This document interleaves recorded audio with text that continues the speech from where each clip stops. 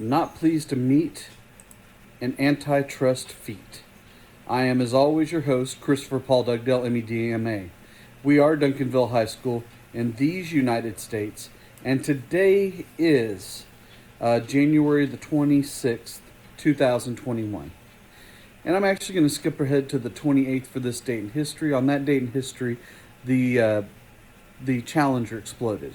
Okay, I had a crew of 7 people, one of them being a civilian by the name of Krista McAuliffe, a science teacher. And it's not because she's a teacher that she's on there, but what she represented for our generation was the opportunity for other people to go to space. And this would be civilians. And whenever she died, whenever that explosion happened, it kind of ruined that whole possibility. So a lot of children's dreams died that day.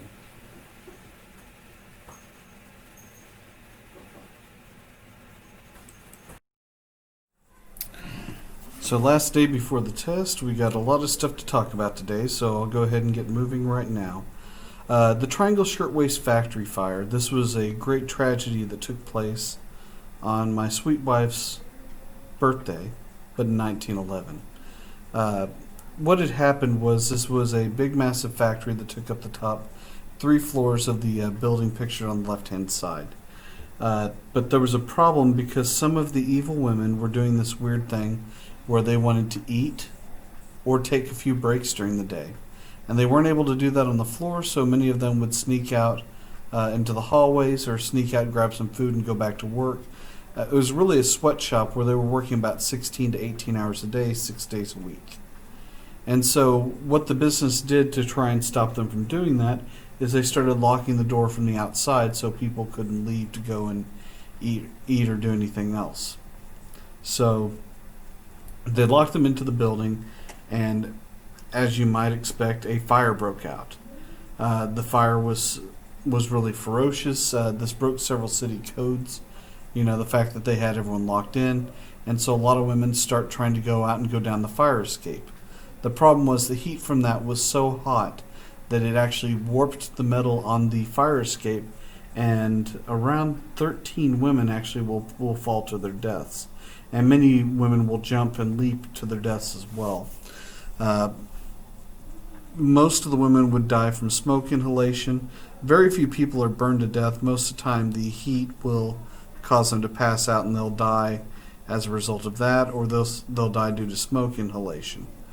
But 146 women died in total as a result of this. Now, Frances Perkin, who worked for the city of New York, works really to start to change the regulation in sweatshops and the hours, the conditions that they're working for. And she would later on, under FDR, about 35 years later, become the first woman in the cabinet. So she would become the Secretary of Labor. But this is just some of what happened in the fire, and I've got some more pictures here on the next slide. Again, there's a girl who lost 2 sisters in the fire, and you can see the bodies lined up in the caskets on the left-hand side, or even in the bottom middle.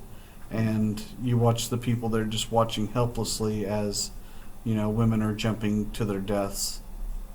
The truth is, there was nothing that they can do.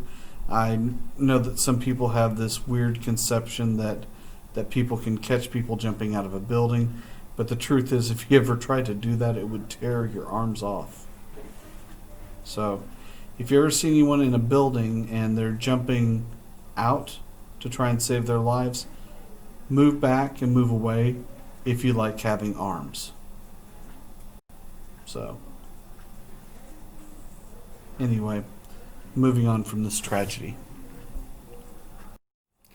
Okay, the square deal. This is Theodore Roosevelt's plan to try and fix the United States. He gives his own plan a name, and that is the square deal.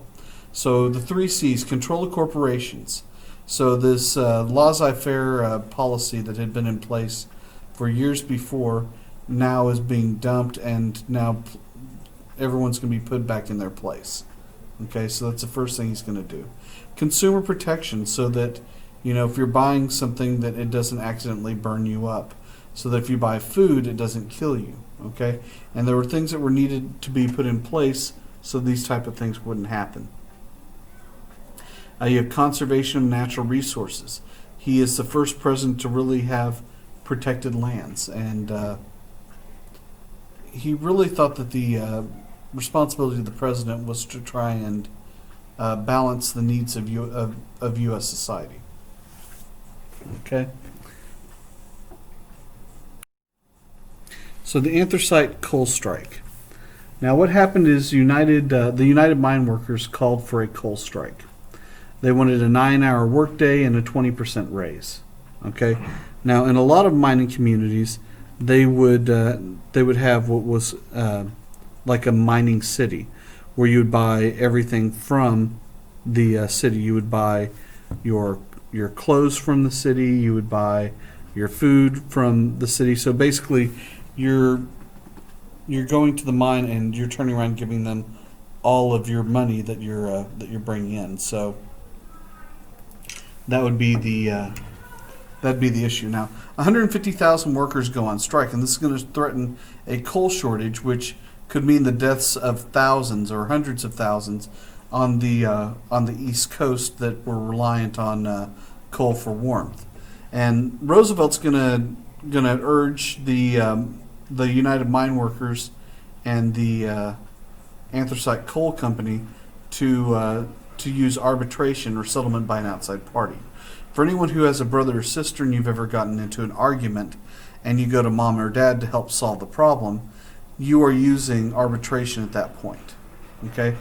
And the mine owners actually will agree to the demands of the workers, but only after Teddy Roosevelt threatens to take over the army and run the mines with the army. So they would take care of the workers and all the money would go to the government, and they realized that he was serious. Now, this is a major turning point in labor because this is the first time the government really ever sides with labor, and this will set a precedent that, it'll set a major precedent.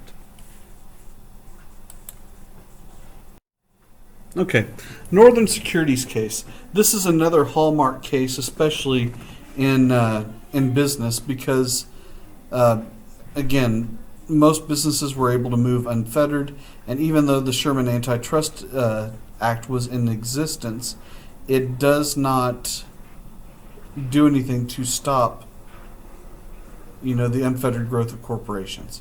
So in this case, John Harriman, John Hill, and John Piermont Morgan, wow, the Johns. I'm sorry, James Hill, John Harriman, James Hill, and J.P. Morgan. Not that it matters anything I just said. Okay. Well, anyway, they were trying to get several railroads and put them into one major company, and this would have taken control of most of the Northeastern Railroad, and it would have led to a massive recession. And Teddy Roosevelt, or TR, thought that it would violate the Sherman Anti-Trust Act, so he filed a lawsuit. Now, the big problem that the Supreme Court had on trying to do any type of antitrust lawsuit was the fact that Andrew Jackson had basically destroyed the power of the Supreme Court in enforcing their rulings back with the Cherokee versus Georgia, and then which led directly to the march of the Cherokee to their death. So, as a result of Teddy Roosevelt, the Trail of Tears is what I was talking about. As a result of this, Teddy Roosevelt supports them, they support him, and now businesses have to beware, and he starts to go on the attack. He was a trust regulator, although a lot of people would call him a trust buster.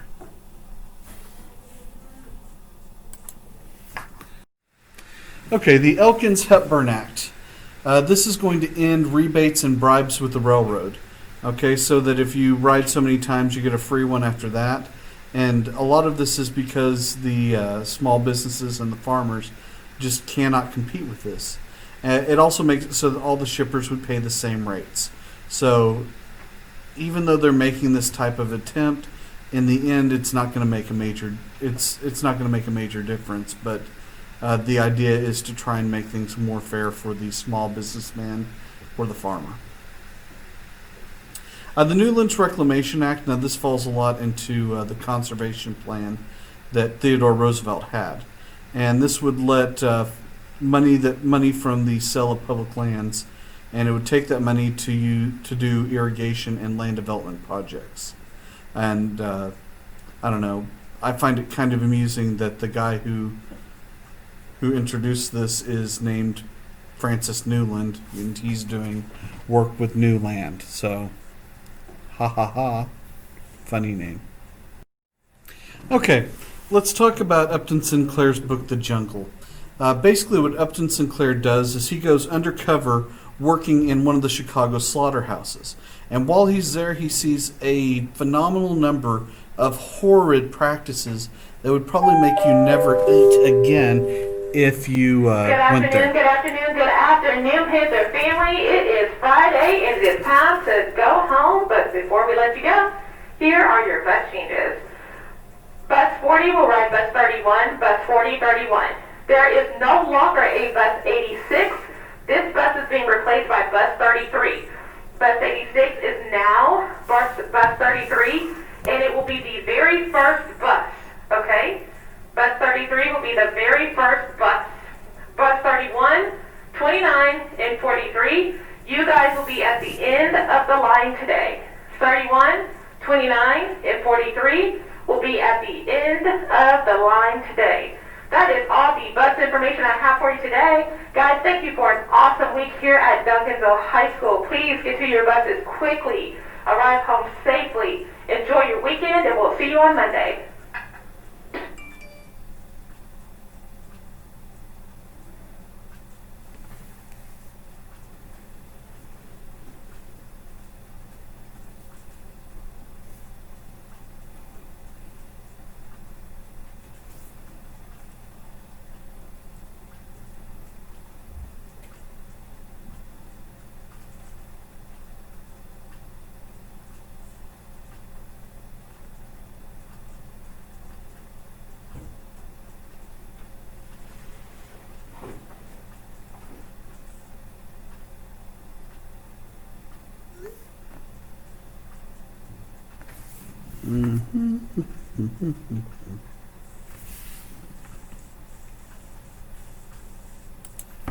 So some of the things that Upton Sinclair witnessed while he was there was, well, for one, there were no hand washing stations.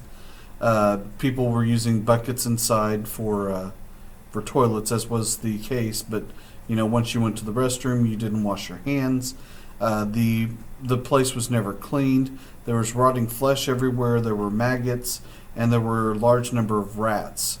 One of the worst areas was where they would grind the hamburger meat, where sometimes rats would get caught up and ground up with the hamburger meat.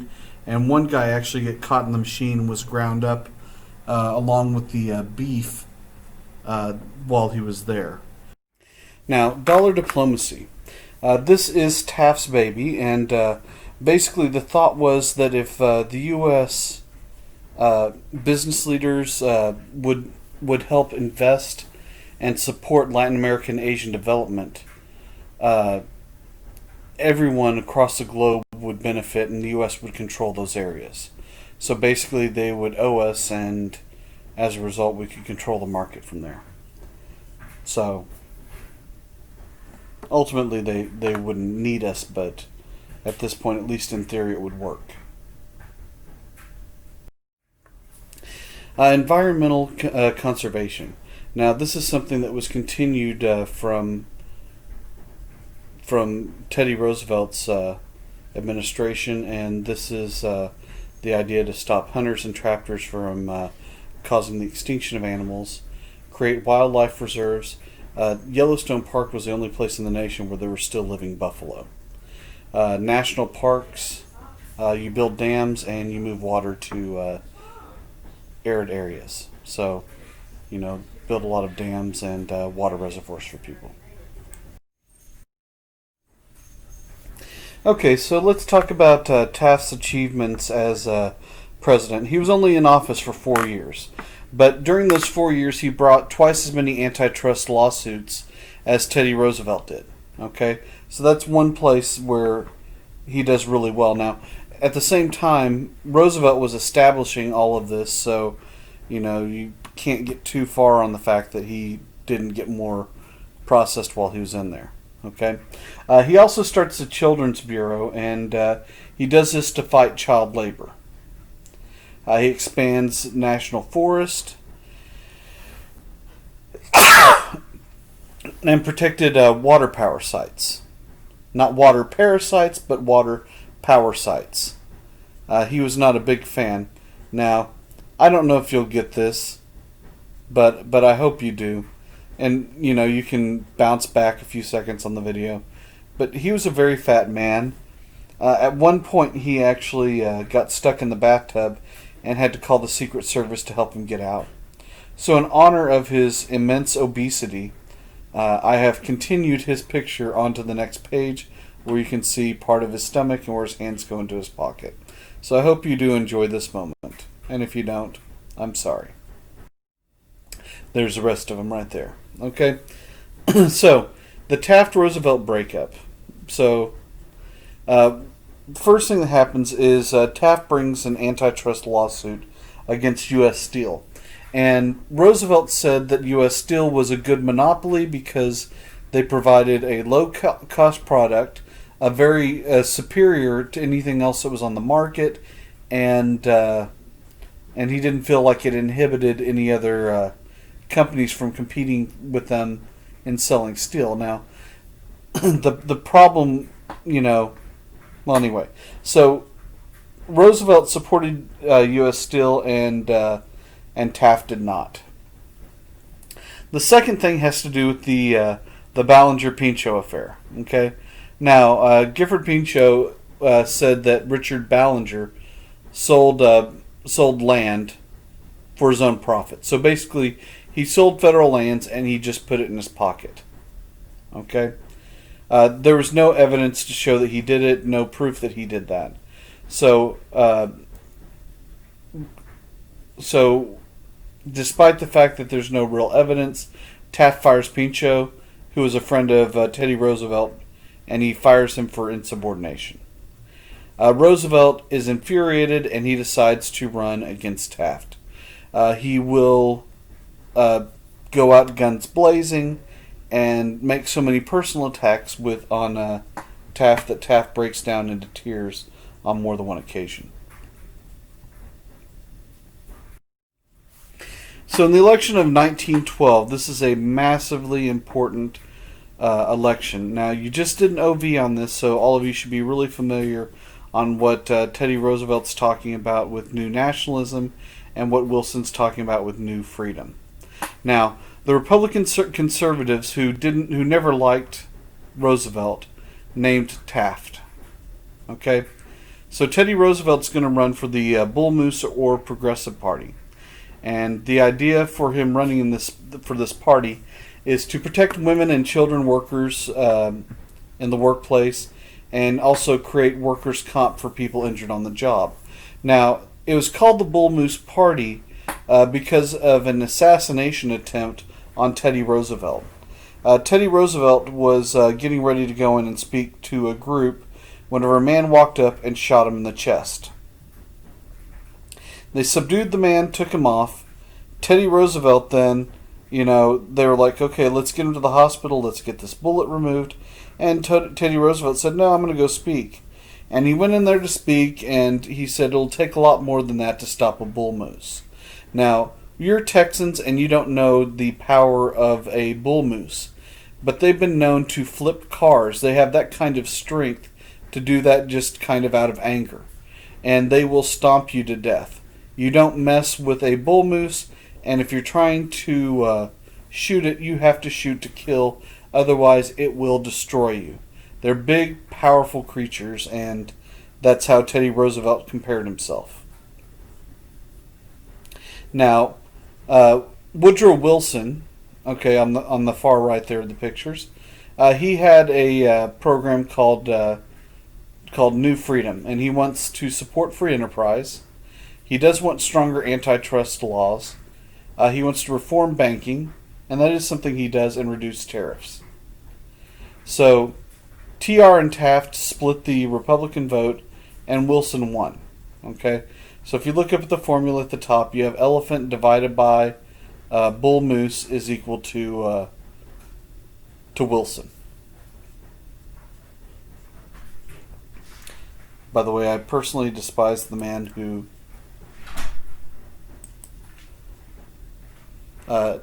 adopted the or who played as the first movie in the White House the D.W. Griffin's movie Birth of a Nation, and that was about how the KKK saved the South from black people. Yeah, those are words I just said. Sorry. The Underwood tariff bill. This is going to reduce tariffs just as Taft wanted, from 41 to 27%. And to make up for the loss of income for the government, they instituted an income tax on corporations and businesses. Now, to make this stick, they had to pass this through an amendment. So the 16th Amendment creates income tax on individuals and corporations. Okay, so this is a real push by the people. So the reason we have income tax is because of, people in the progressive movement. By the way, on a separate note, the 13th Amendment is slavery. The 14th Amendment is citizenship or civil rights.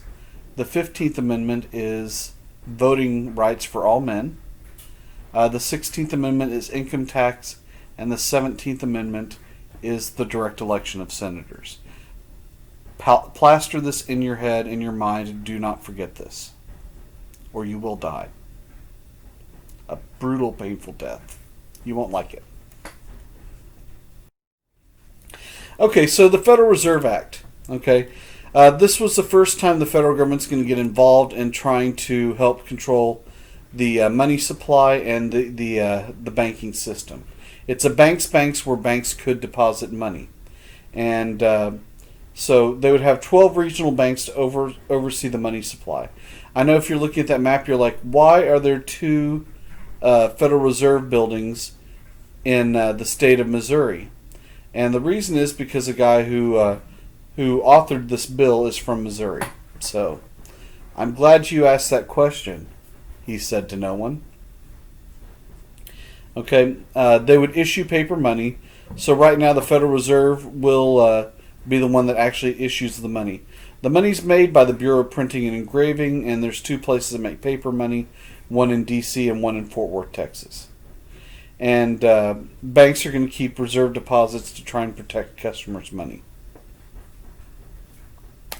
Now that you have the banks and you're working to try and regulate them, the Federal Trade Commission Act is created to try and work against unfair trade practices on the stock market. The Adamson Act, this creates an 8-hour workday and overtime for people that work on the railroad. Okay, so this was really good for people on the railroad. People that weren't working for the railroad, it really does a big bag of nothing. Okay, the Clayton Anti-Trust Act. Now, we talked about the Sherman Antitrust Act, and this one is also extremely important. This bans agreements and price discrimination. Okay, so any type of under-the-table deals between corporations and the railroad, those are now completely done. It also prevents companies from pooling their resources together to try and squash out competition.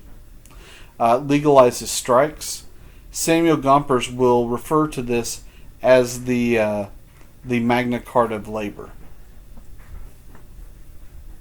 Okay, now for the farmers, let's finally do something for them. Okay, so for the farmers, you have the Federal Farm Loan Act, and this is long-term loans at low interest rates.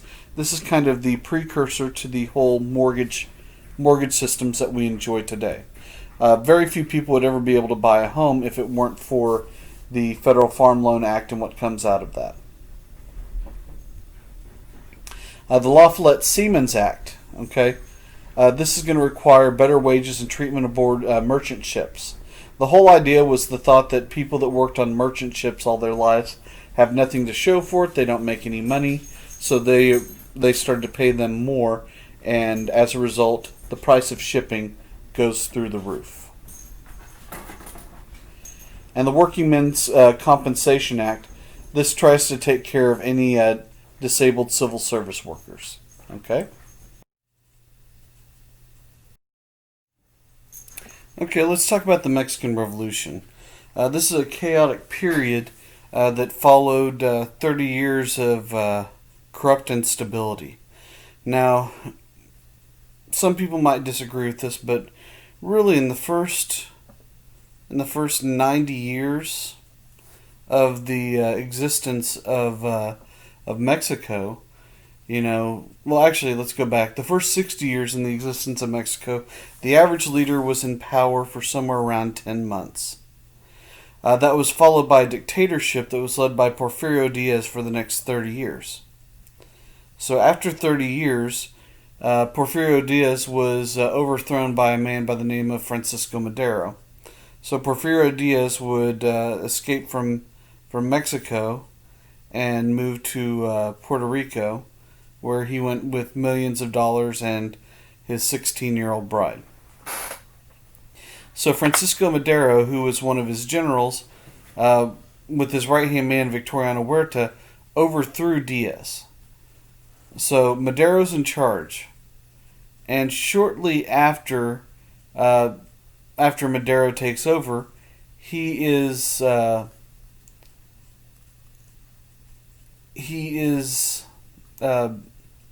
overthrown by Victoriano Huerta. So Huerta's in charge, and after a short period of time, the United States is going to go in, and actually a little bit over a year, the U.S. is going to go in and overthrow Huerta. Then Brazil, Chile, and Argentina are going to get together, and they're going to put Venustiano Carranza into power. Okay? During that time, Emiliano Zapata is trying to do something to take care of the poor people of the country. By the way, if you've ever heard the saying, "It's better to die on my feet than to live on my knees," that was Emiliano Zapata. Well, Carranza and Zapata are both killed rather violently, and Pancho Villa is going to be the person standing after that. Although he's not really a leader of Mexico, he's hiding in northern Mexico from the U.S. Army after he invades. So, a little bit of craziness that happens in Mexico around 1910 is whenever this starts. Okay, so let me see. I think I just explained all of this. Okay, so here we go. So Madero forces Porfirio Diaz out of Mexico, and then Huerta takes over and murders Madero. And Wilson will not recognize Huerta in charge of Mexico. So basically what he was looking for then was an excuse to do something. And so here we go. So 4 American sailors were arrested in Tampico, Mexico. They got into a bar fight. They're arrested. They're in a Mexican jail. And as soon as Mexico finds out that they have Americans in jail, especially U.S. sailors, they panic and they apologize, so they let them go. So as soon as they apologize, though, Wilson sends in the Marines, and they overthrow Huerta. So they take Huerta, and Huerta's out of the picture. And this is whenever the ABC powers, okay, Argentina, Brazil, and Chile, meeting a resolution, they put Venustiano Carranza into power. Now, Pancho Villa, who is unhappy with all this, he leads a group into New Mexico, and he starts killing some Americans, which we don't put up with. So Wilson sends troops under General John J. Pershing to Mexico to capture Villa, at which point he never does. Now, there's a photograph on the left-hand side later on where Pancho Villa is right there next to John J. Pershing, but that is after the that is afterwards. Okay, so anyway, so that's kind of the story. I hope that everyone enjoyed it. So it leads us to the end of another day, another unit. I hope everyone's doing well. Make sure that you're ready for the test. Make sure you get all your work done. I will see you soon, and peace, and I am out of here. Don't cocaine, don't AIDS, and please don't COVID. And, anything else bad.